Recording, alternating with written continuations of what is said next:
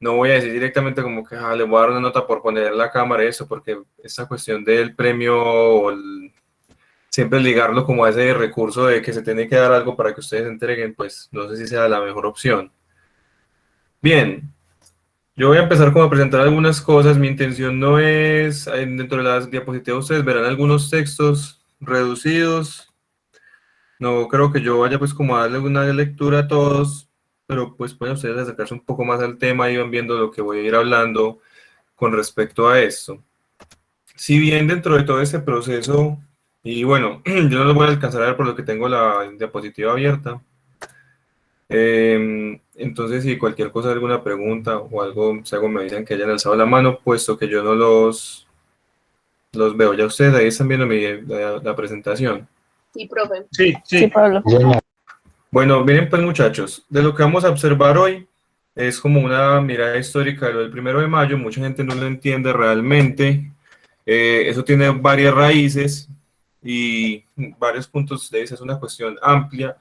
Así que yo, como pues debido al tiempo y todo, y a la densidad del asunto, me voy a centrar en algunas partes, voy a centrar como en el hito y voy a darle forma como más o menos a ese contexto, ¿sí? Antes de comenzar toda esa situación, pues voy a advertirles o contarles que todas las imágenes que ustedes van a ver aquí, las de recogida de archivos históricos, estadounidenses, franceses, más que todo. Entonces, cada imagen que ustedes observen aquí, tanto del trabajo infantil, las mujeres en protesta, las protestas que hay, las ilustraciones y fotografías, obvio no selecciones sensacionalistas, no es mi intención mostrar un despliegue de violencia, son imágenes que no escapan para nada de la realidad humana y es algo que sucedió hace relativamente poco. Todo lo que vamos a observar es de 1880, década del 80 del siglo XIX. Y bien, tenemos que tener en cuenta varias cosas de por qué ustedes observarán como niños trabajando y eso. Es a esto a lo que quiero como llamar la atención dentro de toda el conversatorio. Entonces vamos primero como con el contexto. No sé si tenga que explicarlo demasiado tanto en este grupo, puesto que ustedes ya comprenden más o menos que todo esto se va a mover dentro de la idea de la revolución industrial. Ya a finales del siglo XVIII, aproximadamente como por 1773, los 70 del siglo XVIII, se empieza a dar este proceso de tecnificación, a lo que nosotros vamos a llamar consecuentemente la revolución industrial, ¿sí? La cuestión con esta revolución es que, primero, va a causar un nuevo auge técnico, va a tener formas de producción mucho más amplias, que primero van a afectar lo agrícola y también las manufacturas, ¿sí? ¿Esto qué va a ir produciendo? Esto va a alimentar la idea del liberalismo y lo que futuramente nosotros entenderemos como capitalismo. Pero sobre todo, también, como hay más alimento y más disponibilidad de muchos productos, va a aumentar la población, va a ayudar el aumento de la población, va a hacer que la población humana empieza a como conseguir esa estructura o este grado de crecimiento que hoy en día nosotros entendemos como sobrepoblación, ¿sí? Y también va a llevar a que las personas pasen de tener una vida agrícola y vivan en los campos como en el antiguo régimen y pasen paulatinamente a girar en torno a las ciudades, pero sobre todo, y como lo menciono aquí, van a girar en torno a la industria. Entonces, para entender esta parte o lo que vamos a estudiar, tenemos que comprender ampliamente que una vez la revolución industrial ya está en una marcha muy fuerte, ya las industrias se están asentando en las ciudades, ya existe este fenómeno que nosotros conocemos como fábrica, que hoy en día lo vemos como tan común. Esto va a causar o va a desencadenar varios procesos, tanto de la parte capitalista, o sea, los que son los dueños, y de los que van a ir a trabajar, que en cierta medida pues los podremos llamar, no sé, clase trabajadora, el proletario, el proletariado, las clases medias y bajas, ¿no? Los pobres, el asalariado. Ustedes tienen que tener en cuenta esto porque los fenómenos que vamos a ver a continuación se mueven todos dentro de esta idea. Entonces, vamos a ahondar un poco más. Mi intención es llamar la atención sobre este punto, que es como lo que, estudiando como el tema, me llama más como la reflexión. Cuando se plantean las ideas liberales, los oficios liberales, la economía liberal, hay un presupuesto en el cual también debe existir el Estado. Y este Estado tiene que estar planteado para poder mantener un control sobre la naturaleza humana. Pero esa naturaleza humana para el sistema liberal se observa como algo violento y egoísta, ¿no? El ser humano es como lo que dice Hobbes, el hombre es un lobo para el hombre, ¿cierto? Puesto que existe siempre la competencia entre los seres humanos y siempre va a haber como una intención de sobreponerse, una idea de supervivencia, debe existir como un Estado que pueda controlar esos impulsos. O sea, la violencia individual del ser humano debe ser controlada por la violencia pública, o bueno, el monopolio de la violencia del Estado, para que el Estado sea el que controle esa violencia, no permita que los civiles la ejerzan unos contra otros y para que todo se mantenga en orden. Ahora, la pregunta para mí y para lo que yo quiero que ustedes reflexionen a lo largo de la ponencia es lo siguiente. Si ya se había planteado que el ser humano tenía esos rasgos, pues, según la teoría, no digo que tenga que ser verdad, ¿no? Según esta teoría que ha sido como fecundada culturalmente y nos hace pensar que posiblemente nosotros seamos así, aunque vale cuestionarse si realmente la naturaleza humana sí sea de este modo. Ese naturalismo, esa idea natural del egoísmo y lo violento que puede ser el ser humano, cuando se pasa la idea liberal a la economía, no se considera que también pueda permear esas esferas, que a la parte económica, en lo económico, el ser humano no tenga esa misma tendencia al egoísmo, a la violencia, ¿sí? A ser ambicioso.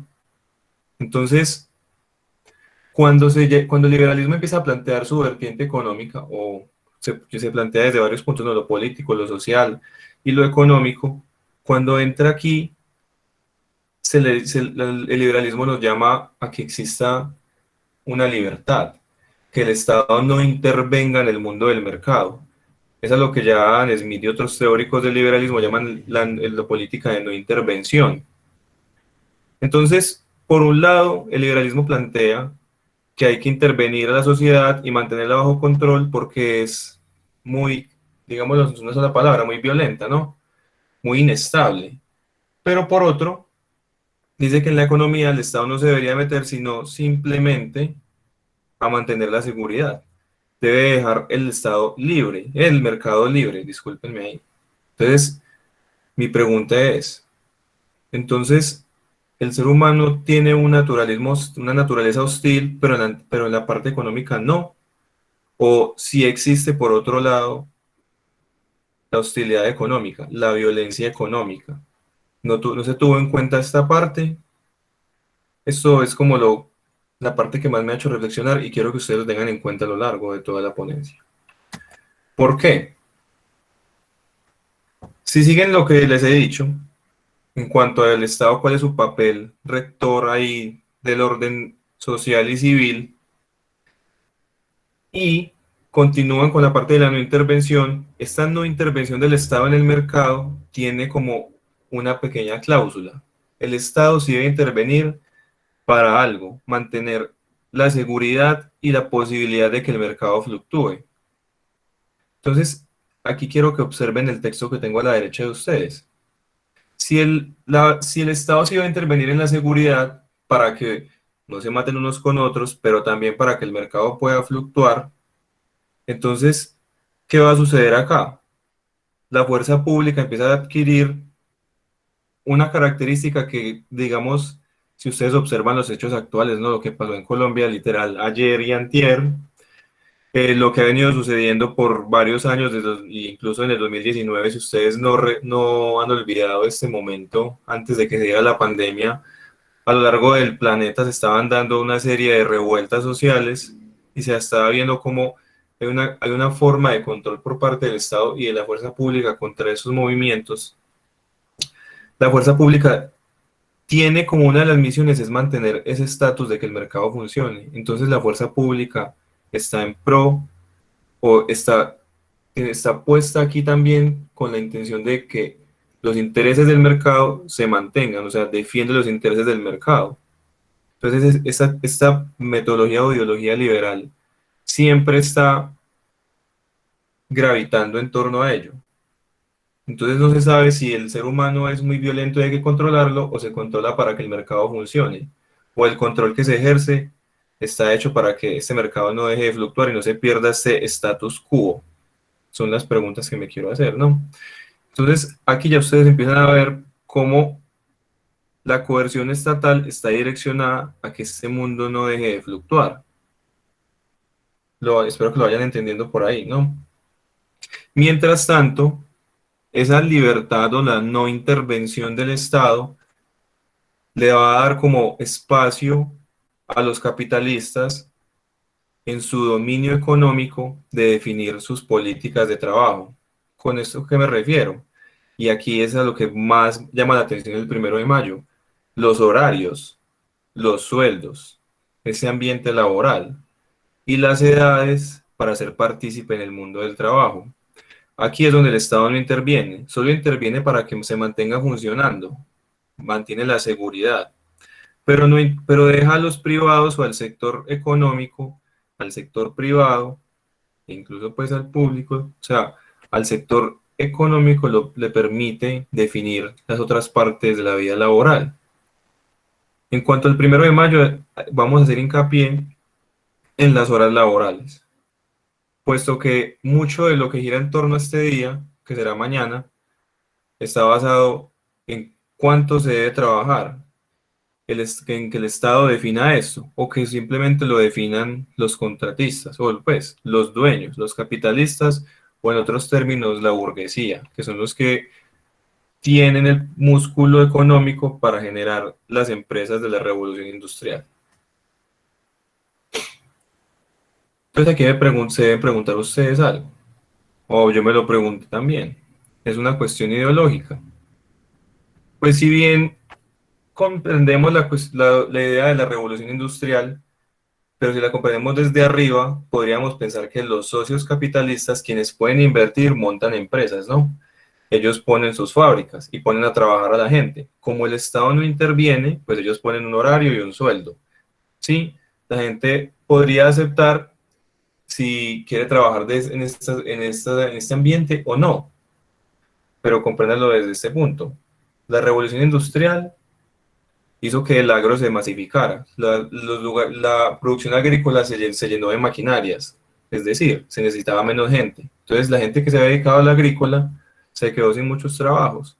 Tuvo que emigrar a la ciudad para sobrevivir. Y la única opción que encontraba en la ciudad era un trabajo industrial. Ahora, si usted no lo aceptaba, ya varios teóricos lo han planteado, existía un ejército laboral de reserva.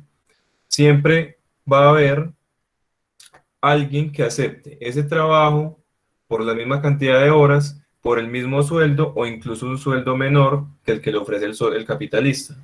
Entonces, la superestructura, la gente que tiene el poder económico, ese músculo, tiene la sartén por el mango, ¿sí? Entonces, los trabajadores se ven supeditados a tener que aceptar o morir, o mendigar, o encontrar otra forma que no tenga que estar inserta en el mundo de la industria.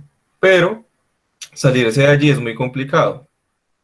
Ahora, por otro lado, todos tenemos en cuenta que pues, a cada acción siempre hay una reacción y estas masas trabajadoras, asalariadas, el proletariado, los pobres, los no propietarios, no se iban a quedar pues como en silencio frente a ello, o al menos no se iban a quedar quietos. Y obviamente también aparecieron teorías políticas y sociales y económicas que le iban a permitir como organizarse y también hacer como su propia perspectiva de lo que podría ser un mundo, el mundo del mercado en el cual hubiera una cierta justicia en ello, ¿no? O al menos no fuese una directa explotación y siempre estuviese ventajosamente tirada la balanza hacia el lado del propietario y del capitalista.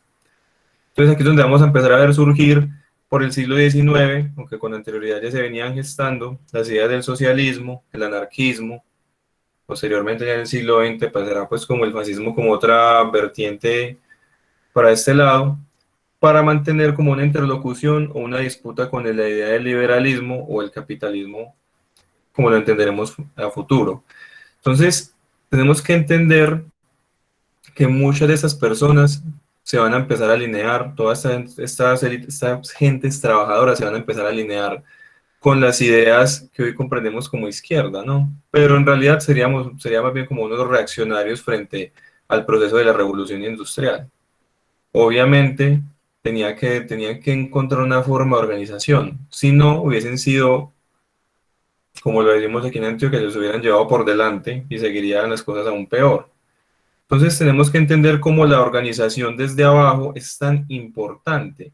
No lo hacemos como consciente y ni siquiera nos preguntamos muchas cosas que están aquí todavía en la vida del trabajo, que pasan aquí en Colombia, que incluso son ley hoy en día y no nos preguntamos, pero ¿por qué?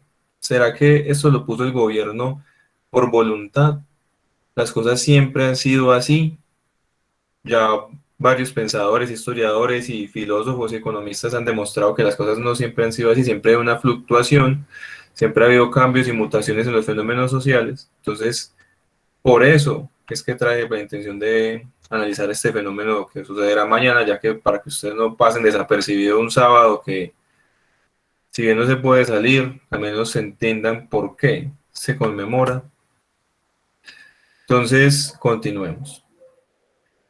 Eh, Todas estas ideas que les traigo aquí planteadas, pues tienen demasiados puntos en Europa, en América, ¿no? Tiene varios lugares que podríamos estudiar, pero por cuestiones de tiempo yo iré directamente como al hito, a lo que se le conmemora y de dónde vienen más o menos estas raíces. Em, por ende, de todas estas historias que hay alrededor del movimiento social, me voy a centrar en la cuestión del 1 de mayo, sobre todo en los hechos sucedidos en Estados Unidos que le dan como ese hito de los mártires de Chicago, que va a ser lo que conmemorarán los congresos socialistas y los sindicatos como el Día Internacional del Trabajo. Ya veremos, no es una fecha tanto de acuerdo estatal, sino una fecha de presión social que se ha ido construyendo. Ya ustedes ven aquí también a su izquierda una imagen bastante diciente, ¿no? De un movimiento de trabajadores en una protesta, pero miren alrededor lo que empieza a suceder, ¿no? Pueden ustedes ver el ejército con sus bayonetas apuntándolo. Ahora, cuando vayan viendo estas imágenes, pregúntense si ustedes han dejado de observar esto, o si todavía lo ven. ¿Es algo que pasó en el siglo XVIII, XIX, o pasa ayer en Colombia, antier, pasó el año pasado todo el tiempo en Chile? Estas cosas han dejado de suceder. Bien, con respecto a lo que yo les decía de que nosotros preguntamos muchas cosas, 8 horas. Porque ustedes todos saben que cuando le dicen a uno en el trabajo, usted va a trabajar tiempo completo. Tiempo completo usualmente hace referencia a 8 horas y de ahí para adelante son horas extras que en teoría a usted le deben de pagar de una manera diferente, ¿no? Eso es lo que consideramos lo justo. Pero no siempre fue así, ¿no? Mi intención es que ustedes sepan que cuando se le dio esta libertad a los propietarios sobre su imperio económico, sobre su mundo económico, ya les había dicho que ellos definían las horas. Entonces, en el siglo XIX era muy usual encontrar horarios laborales de 16 horas, 14 horas, 10 horas. Era normal que un asalariado saliese a las 6 de la mañana y volviese a las 7 de la tarde, saliese incluso más temprano. En las lecturas que pude realizar encontré supuestamente algunos ejemplos de 4 de la mañana a 7 de la noche. Entonces, usted nunca veía el sol, incluso usted su familia la veía como para saludarla y dormir, ¿no? Entonces su vida giraba siempre única y exclusivamente en torno al trabajo. Por ende, este movimiento que se empieza a gestar en la segunda mitad del siglo XIX está basado en las 8 horas. ¿8 horas en qué, no? Se le dicen, como lo digo, como lo pongo aquí en la jornada, de las 8 horas y la campaña de los 3 8. 8 horas de trabajo, 8 horas de descanso y 8 horas de formación o recreación. También ustedes a su derecha pueden observar el panfleto de la protesta de las 8 horas, ¿sí? 8 horas de trabajo, 8 horas de recreación, 8 horas de descanso. Incluso piénsenlo, Ustedes hoy en día le dicen que uno debe dormir 8 horas para descansar bien, pero ¿es una cuestión que nos han dicho, se lo dicen a uno de la biología o es una construcción social que existe alrededor de cuánto tiempo debe dormir usted o cuánto es lo necesario? Em, entonces tengamos en cuenta esto, porque alrededor, este es el núcleo por lo que va a gravitar mucho la cuestión del 1 de mayo. Buscar esa idea de que debe haber un horario digno en el cual se pueda vivir, descansar, que el trabajador si bien tenga que hacerlo, si en realidad debe existir el trabajo y el sistema industrial, el sistema de mercado, pues entonces la persona que no es propietaria, que es un asalariado, también tenga vida, ¿sí? Porque en ese sentido se vivía la plena explotación. Tenemos que tenerlo así en cuenta. Es que eso fue ayer. Estamos hablando de 1882, 1884, 1886. No ha sido realmente un tiempo muy prolongado, no es hace 1000 años. Entonces, tenemos que tenerlo muy en cuenta. Ah, bueno, aquí les traigo también el panfleto como en un tamaño bastante amplio, ¿no? 8 horas de trabajo, 8 horas de recreación, 8 horas de descanso.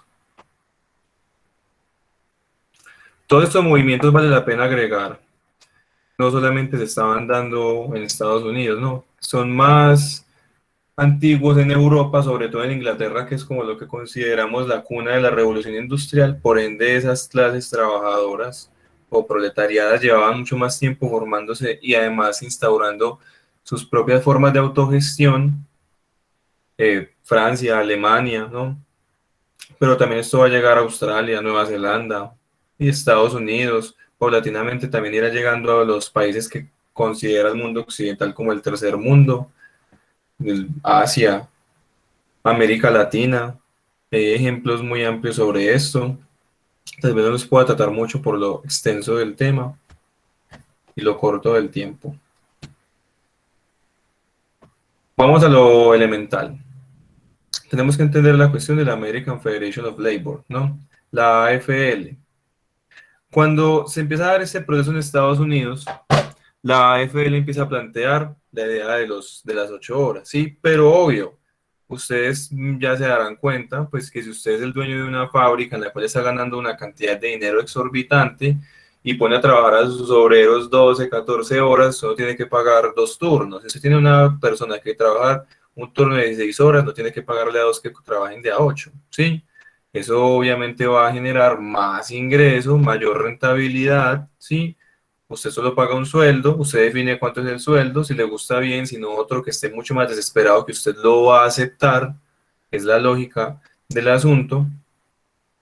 Entonces, obvio, para poder generar esa presión de que las 8 horas sean aceptadas, no va a ser así, ni lo va a aceptar el sector privado de inmediato. Recuerden, ustedes lo pueden observar, el sector privado suele ser muy influyente en un gobierno, en el Estado, por su pago de impuestos, su cercanía con la élite política, sus nexos, obviamente, y su capacidad adquisitiva, que ya vamos a ver que tiene mucha repercusión aquí. Entonces, cuando se empieza a plantear por la AFL, la Federación pues, de Trabajadores, las 8 horas, se va a dar como un tiempo, como un momento de asimilación para los propietarios. En el 84 se empieza a plantear que, bueno, vamos a poner las 8 horas, y pero lo vamos a poner en vigor en el 86. Tienen 2 años para que los propietarios no vayan a hacer como mera revuelta, no se vayan reticentes, sino que vayan acoplándose a la idea. Pregunta, ¿alguien alzó la mano? Sí, Pablo, y pues ahí según esa imagen veo que hay como unos trabajadores negros, ¿cierto? ¿Y los trabajadores negros tenían el mismo derecho de las 8 horas o no? La intención es que llegase a las 8 horas todas las personas en la ciudad, porque con respecto a el agro, por ejemplo en Estados Unidos con los recolectores de algodón que supuestamente ya no eran esclavos, porque si ustedes observan ya. Bueno, esto no lo saben ustedes, pero aquí ya pasó la guerra de secesión estadounidense en la cual se había definido si existía o no la esclavitud por más tiempo. Entonces se consideraba que ya los afrodescendientes no eran esclavos, pero no tenían el mismo estatus que una persona blanca en la labor. ¿Sí o Pero no se qué? supone que en esa época todavía seguía con lo del sur de Estados Unidos, que todavía estaban en contra de eso. Pero obvio, va a haber reticencia, incluso hoy todavía existe reticencia frente a eso, ¿no? Si usted va a estados como Texas o, bueno, no tanto ya, me olvidé este estado, pero bueno, Texas, Arizona, son estados que aún continúan con un fuerte tinte racista. Alabama es quizás el estado más racista de todos. Texas lo que tiene es la particularidad de ser tan grande y la influencia pues petrolera, ¿sí? Y obviamente todo lo que se arraigó pues de lo que estás mencionando pues de guerra, pero lo que es Alabama, New Orleans y se me escapa otro, una de las Carolinas, es un cuentico bravo, muy bravo. Y obviamente todo lo que tiene que ver con la parte centro, pero lo más fuerte está entre Texas y Alabama. Alabama es pesadísimo, muy pesado. Entonces, muchachos, ya ustedes pueden observar, incluso, pues, si ustedes vieron lo que pasó en Minnesota y todas estas cuestiones que hemos observado con George Floyd, todo lo que se sucedió el año pasado, todas estas cuestiones, la idea del racismo en Estados Unidos no es algo que haya terminado ya, ¿no? Y obviamente no tienen el mismo estatus de salarios. Es que incluso, muchachos, en este periodo del siglo XIX no hay una igualdad en salarios, el que tiene un niño, una mujer y un hombre, ¿cierto? Incluso se va a empezar a definir más una reducción de los horarios para los niños que para los adultos, pero nunca va a ser el mismo salario. Es que esa igualdad de salario incluso hoy en día tiene sus problemáticas, incluso en Colombia, ¿sí? Entonces tenemos que tener en cuenta eso. Y bueno, y eso que aquí no estoy trabajando, pues como la parte agrícola, puesto que en el sur todos esos lugares de recolección de algodón todavía están muy en boga. Es que no hacen nada, se acaba la guerra civil estadounidense, ¿no? Se termina en los 60 del siglo XIX y estamos en los 80. Entonces todavía hay mucho tinte de ello. Y eso que pues casi todas estas imágenes son de New York, Chicago, son estados del norte. Entonces usted va a observar aquí que la mayor población que usted ve aquí es blanca y sobre todo es migrante, alemanes, irlandeses, italianos y obviamente descendientes de británicos de las 13 colonias. Entonces tenemos que tener en cuenta esta parte. Incluso pues el hito es en Chicago, pero ya voy a ello. Ah, bueno, antes de continuar, pues, ¿por qué se le va a dar como la fecha culmen el 1 de mayo? En la cultura estadounidense o en lo anglosajón, el 1 de mayo es la fecha de renovación de contratos. Es cuando usted le dicen, le dan el ha sido un placer o va a continuar con nosotros, ¿no? Lo que aquí le llamamos la renovación de contrato, ¿sí? Como es el momento de la renovación, pues lo ponen ahí específicamente para que cuando se dé el cambio, dale. No sé si es a mí, pero se quedó en negro la pantalla. No sé Ah, si sí, solamente sí, es a mí. es que me salí de la presentación, pero ya lo voy a meter. Ah, Es que con razón. tanto ver esto, solamente la presentación Listo, qué pena, man. no, vale, tranquilo. Pero entonces sí, muchachos, aquí, como igual aquí lo pongo, eh, es el punto en el que ustedes le renuevan el contrato. Entonces, del 84 al 86 les daría el tiempo para que cuando llegue el 86, el 1 de mayo, el cambio de contrato defina las 8 horas. Sí, pero esto no va a ser tan fácil y muchos capitalistas y muchos estados no van a acoplarse a la idea que propone la AFL. No se va a juntar a que ellos puedan adquirir estos 8 horas laborales. Y se siga continuando, pues en rebajas a 10 horas, 12, pero entonces igual la intención para los socios capitalistas es poder mantener esas ganancias. Y obvio, iban a perderlas y tenían que empezar a pagar más salarios. Obvio, esto menos horas, más trabajadores, diferentes turnos. Ya no tenés que tener dos trabajadores para hacer dos turnos, no uno solo, súper explotado. Entonces, esto también cala. Siempre va a haber una fricción ahí. Es que es una cuestión de poder adquisitivo o de clases, como lo pueda uno considerar. Bueno, la idea aquí es que frente a la reticencia o la forma de no ceder de las partes capitalistas de los propietarios, como le he dicho en esta ponencia, ¿no? Los otros, los trabajadores, el asalariado, empieza a unirse más. La sindicalización comienza a hacerse muy evidente. La sindicalización no es algo que nosotros veamos tan vivo hoy, ¿no? Los sindicatos en Colombia son casi inexistentes y ha habido gran presión por parte del sector privado para que eso no exista, puesto que un sindicato es una piedra en el zapato para el dueño, ¿no?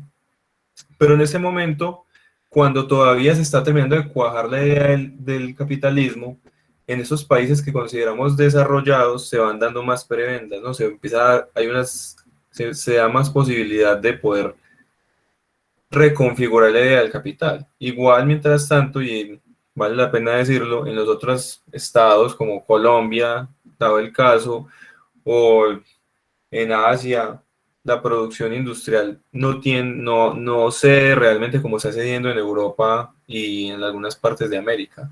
Mientras que en estos lugares más civilizados, como ellos lo denominan en el siglo XIX, se empiezan a dar se va a poder darnos estos procesos. Hay otros lugares del mundo donde no, nada de nada. Incluso si observamos en Colombia la masacre de las bananeras, es como si estuviésemos metidos en este momento, pero con una diferencia temporal un poco más temprana, más contemporánea. Bueno, entre esto, pues también está aquí la cuestión de los caballeros del trabajo, que es como otra sección sindical, pero lo que más quiero llamar la atención es cómo se va aglutinando esta masa para poder hacer fuerza y fricción para alcanzar estas 8 horas laborales. Entonces aquí es donde empieza el movimiento.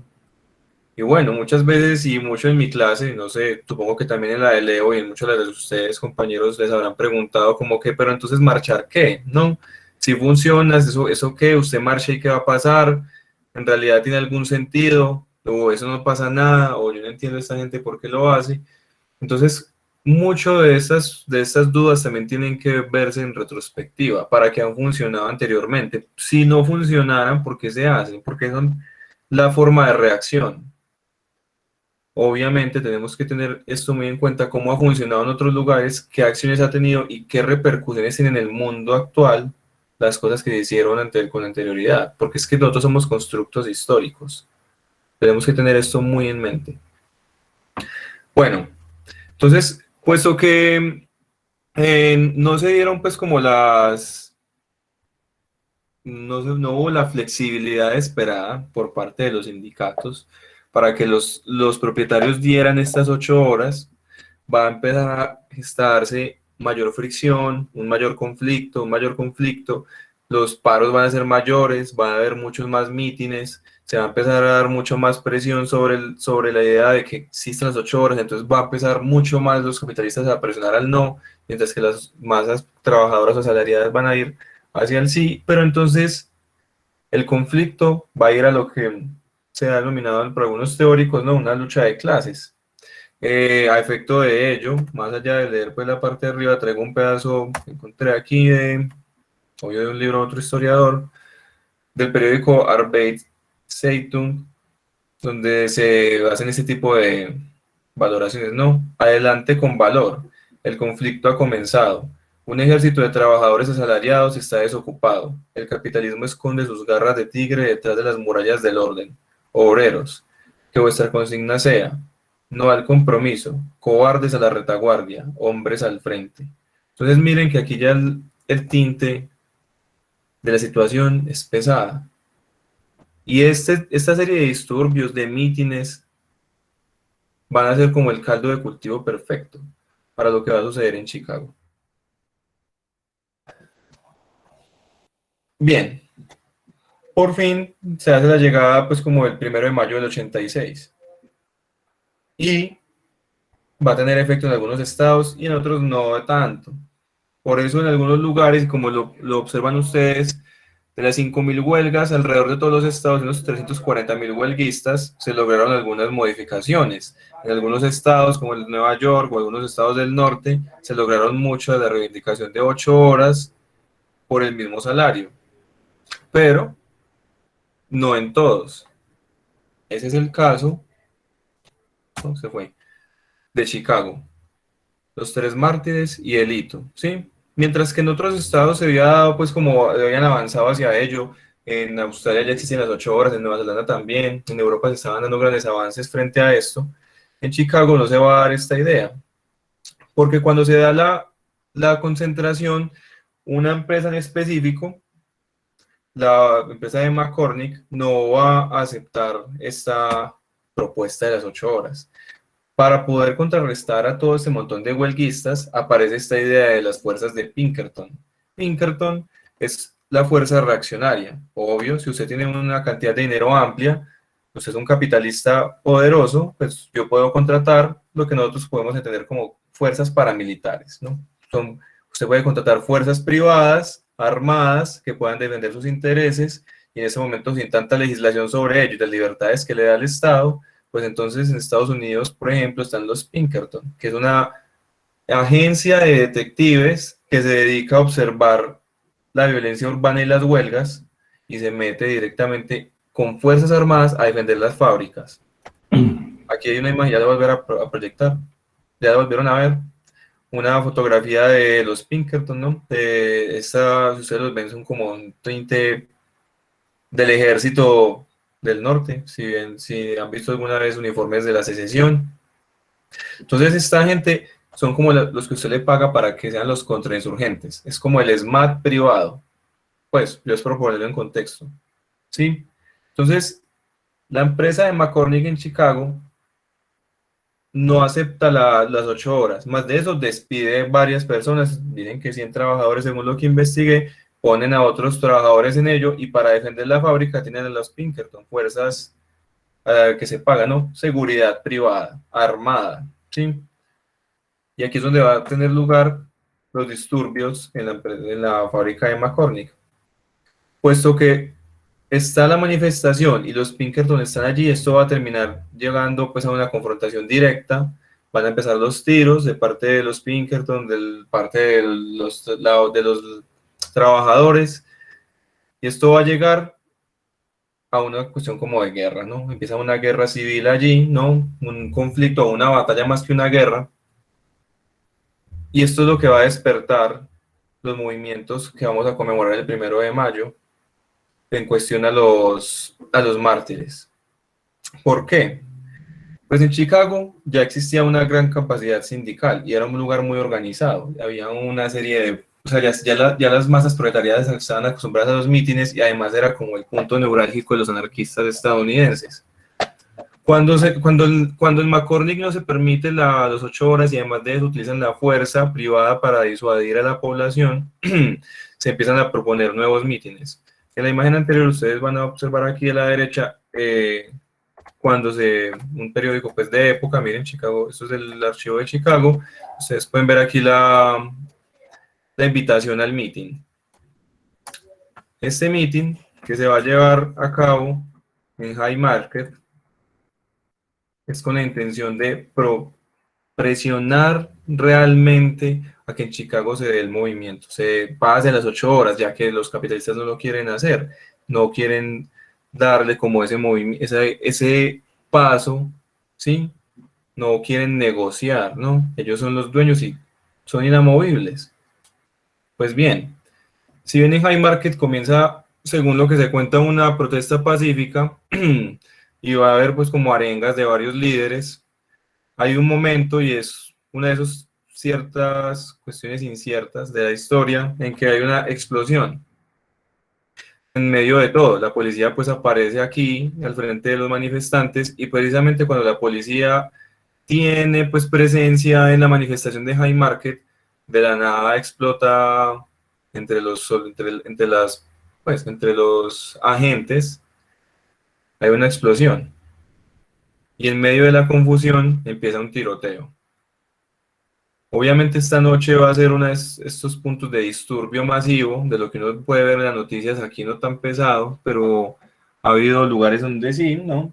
Donde la sociedad civil se levanta y existen los saqueos, de extorsión del bien público, la policía toma las armas y empieza una batalla civil en el pleno Chicago.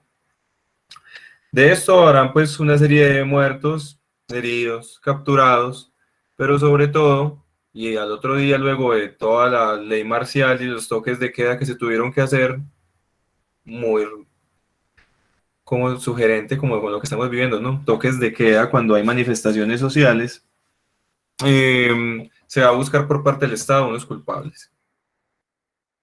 Finalmente, los culpables que se van a poner como enemigos públicos va a ser los editores del mismo periódico que les mostré ahora, el Arbete Zeitung, y aquí están los nombres de las personas imputadas, ¿no? Los 8 de Chicago, que en su mayoría son inmigrantes o judíos, algunos alemanes, otros irlandeses, van a ser como condenados, al menos a 6 de ellos se les va a pasar por la horca, y eso es lo que nosotros denominamos estos mártires de Chicago. Antes de que se me vaya acabando el tiempo, que literal se me acaba, traigo una cita de Albert Parsons. Lo pueden ver. Periodista. Yo como trabajador he expuesto lo que creía justos clamores de la clase obrera. He defendido su derecho a la libertad y a disponer del trabajo y de los frutos del trabajo. Yo creo que los representantes de los millonarios de Chicago organizados os reclaman nuestra inmediata extinción por medio de una muerte ignominiosa. ¿Y qué justicia es la vuestra? Este proceso ha iniciado y se ha seguido contra nosotros, inspirado por los capitalistas, por los que creen que el pueblo no tiene más orden que vuestras leyes, vuestra fuerza, vuestra autoridad. Ahorcadme. Pablo, ¿eso en qué año fue? Eso es de 1886. Eso no es como, no tiene que ver con la de, no tiene que ver con la que está en Netflix, pero es parecido. Igual también es en Chicago. Bien, muchachos, pues estos mártires son los que se van a, son el hito o son los que nosotros conmemoramos el 1 de mayo, pero no obviamente, pues directamente se dio acá. Puesto que ese día del Día Internacional del Trabajo tiene dos vertientes. Los mártires de Chicago, pero a la vez en Europa, por parte de los sindicatos socialistas, o lo que quedó como de resultante de las internacionales comunistas, se va a dar en París el 20 de julio de 1889, se va a proclamar ese 1 de mayo como el Día Internacional del Trabajo. Después de esa proclamación, ¿no?, en la cual, cito, se organizará una gran manifestación internacional con la fecha fija, de manera que en todos los países y ciudades a la vez, el mismo día convenido, los trabajadores conminen a los poderes públicos a reducir legalmente a 8 horas la jornada de trabajo y a aplicar las otras resoluciones del Congreso Internacional de París. Visto que una manifestación semejante ya ha sido convocada por la Federación Americana de Trabajo para el 1 de mayo de 1890, en su Congreso de diciembre de 1888 en San Luis, se adopta esta fecha para la manifestación internacional. Los trabajadores de las distintas naciones llevarán a cabo esta manifestación con las condiciones impuestas por la especial situación de su país. Después de que en París, el 20 de julio del 89, se dé esta proclama, en varios estados, Hungría, Alemania, Estados Unidos, París, Inglaterra, y así progresivamente se van a ir adoptando esta fecha con mítines y con muchas manifestaciones sociales, y se irá tomando por medio del movimiento social la fecha como el Día Internacional del Trabajo. La fricción va a ser el punto culmen para poder generar esta idea de, bien, nosotros definimos esta fecha. No se define la superestructura, sino que se va tomando por medio de la lucha social esta idea de que es el 1 de mayo. Entonces, quiero que tengan esto muy en cuenta, ¿no? Y es como mi reflexión al asunto, ya que se me acaba el tiempo, de cómo simplemente estas 8 horas que hoy en día vemos tan común como las horas de tiempo completo, no son una idea que nos hayan entregado así, esto es bueno, el buen Estado lo ha entregado a nosotros, sino que es una reflexión que debemos hacer de cómo los movimientos sociales y cómo desde abajo se ha construido esta idea de una forma justa, y que si no hubiese sido por las personas que fueron los inconformes, no hubiese existido un cambio y las cosas no serían como son, haga la redundancia ahí. Entonces no podemos olvidar estas cuestiones y no podemos dejar pasar el 1 de mayo como, no, pues es el día del trabajo, pero ¿qué es el día del trabajo? ¿Por qué? ¿De dónde viene? ¿No? Por eso, para terminar, muchachos, y sin poderme extender más hacia Colombia, algunos otros fenómenos, este Día Internacional del Trabajo tiene como 2 puntos de los cuales nace, ¿no?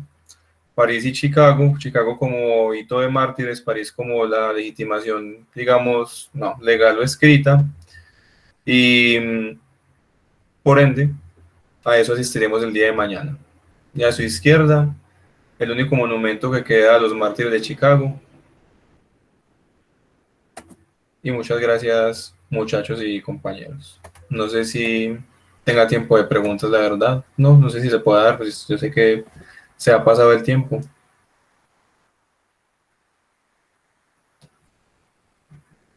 De resto, no tengo sino que agradecerles, muchachos. ¿Alguna pregunta? ¿Intervención? No, profe, muchas gracias. Pues yo no. Bueno, Pablo, lo que pasa es que el tema es muy amplio, muy interesante, pues esto bacanísimo, y esto en realidad requiere de una conversación tranquila, sin tener cosas pendientes, sin tener más cosas por hacer. Entonces ahí es donde muchas personas dicen, no, en este momento no puedo, me retiro y demás, porque yo sé que hay mucha gente aquí y con el objetivo que sean en los estudiantes, porque nosotros ya los profes de pronto tenemos un bagaje de conocimiento en algunas cosas que hoy nos ilustraste maravillosamente, te agradezco mucho, sino con la preparación que tenés ya. O sea, estás en un nivel bárbaro de conocimiento de estas cosas, yo lo agradezco mucho, pero ese es el asunto. Mucha gente en este momento tendrá otras cositas por hacer o simplemente habrá quien no le guste, quien no le llame la atención el conocer ciertas verdades y realidades históricas que nos marcan y nos muestran claramente que hoy por hoy todo eso que mucha gente mira feo, que por qué marchan y yo no sé qué, yo gracias a esos que marchan y protestan, es que en realidad hay mujeres trabajando, sueldos dignos, sí, conocerlos de dignidad, gente que puede, digamos, trabajar las famosas 8 horas y demás, tener salud, tener una pensión, tener todo esto. Pero vos sabes que hay gente que simplemente niega lo histórico y creen que la historia de nosotros se limita a cada 4 años cuando hay Mundial de Fútbol. no, creen que hay unas cuestiones muy importantes con respecto al entretenimiento. Pero sí, no. Realmente muchas gracias, Carlos, y no, muchachos. Pues entonces les agradezco la asistencia. Espero lo hayan escuchado todos y le agradezco pues especialmente a los estudiantes que al menos estuvieron aquí con la cámara activa y se dieron la oportunidad de escuchar la historia de algo que repercute en nuestra vida diaria, pero que no somos conscientes de ello. Y ya, bueno, pueden ir a su descanso, Hola, muchachos. muchísimas gracias, pues. Todo bien. Juan Pablo, Bueno. mil gracias por todo. Pablo, muchas gracias.